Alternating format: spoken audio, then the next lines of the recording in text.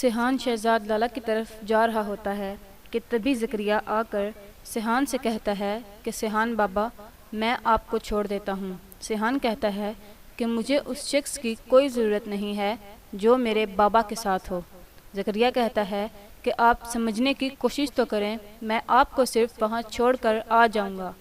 پھر سیحان وہاں سے چلا جاتا ہے اور زکریا اس کو چھوڑنے آتا ہے۔ سیحان شہزاد لالا کے گھر آ کر اس سے کہتا ہے کہ وہ زمین مجھے واپس دے دو، اس کے لیے تمہیں جتنی بھی رقم چاہیے میں دینے کے لیے تیار ہوں۔ شہزاد لالا کہتا ہے کہ اس زمین کے ٹکڑے میں ایسا کیا ہے؟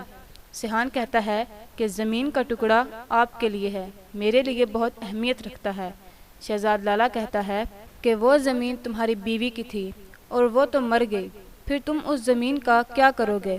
سیحان کہتا ہے میں آپ کے سامنے ہاتھ جوڑتا ہوں، اگر آپ کہیں گے نا تو میں ساری زندگی آپ کا غلام بن کے رہوں گا۔ وہ زمین آپ مجھے دے دیں ورنہ آپ کو مجھے مرنا پڑے گا۔ شہزاد لالا کہتا ہے کہ تم اپنی جان دے دو، میں تمہیں زمین دے دوں گا۔ سیحان کہتا ہے کہ میں تیار ہوں۔ پھر شہزاد لالا اس کے سر پر پسٹل رکھ لیتا ہے لیکن اسے مارتا نہیں ہے اور کہتا ہے کہ میں تمہیں مار نہیں سکتا، مجھے تم بہت اچھے لگے، وہ زمین تمہاری ہوئی۔ سیحان کہتا ہے کہ اس زمین کی کوئی قیمت تو بتائیں۔ شہزاد لالا کہتا ہے نہیں، کوئی قیمت نہیں ہے، 2 دن بعد میرا وکیل آ جائے گا کاغذات لے کر، تم ابھی جاؤ۔ پھر سیحان وہاں سے چلا جاتا ہے اور الہام کی طرف آتا ہے اور اسے بتاتا ہے کہ اب تمہیں کوئی پریشان نہیں کرے گا، وہ ریسٹورنٹ اب تمہارا ہے۔ الہام کہتی ہے کہ اتنی جلدی وہ مان کیسے گیا؟ سیحان کہتا ہے کہ شاید اس کو میرے اوپر ترس آ گیا ہوگا۔ صبح سیحان ریسٹورنٹ میں بیٹھا ہوتا ہے کہ وہاں پہ نشاد اور زکریا بھی آ جاتے ہیں۔ سیحان زکریا سے کہتا ہے کہ تم انہیں یہاں پہ کیوں لائے ہو؟ نشاد کہتی ہے کہ میں نے ضد کی تھی، آپ اسے کچھ مت کہیں۔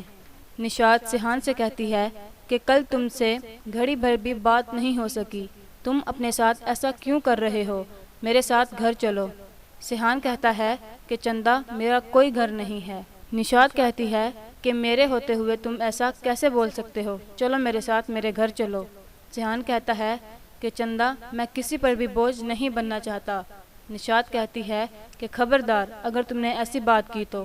سیحان اس سے کچھ کہنے لگتا ہے تو وہ اسے چپ کروا دیتی ہیں اور کہتی ہیں کہ بس اب تم کچھ نہیں کہو گے اور میرے ساتھ چلو گے۔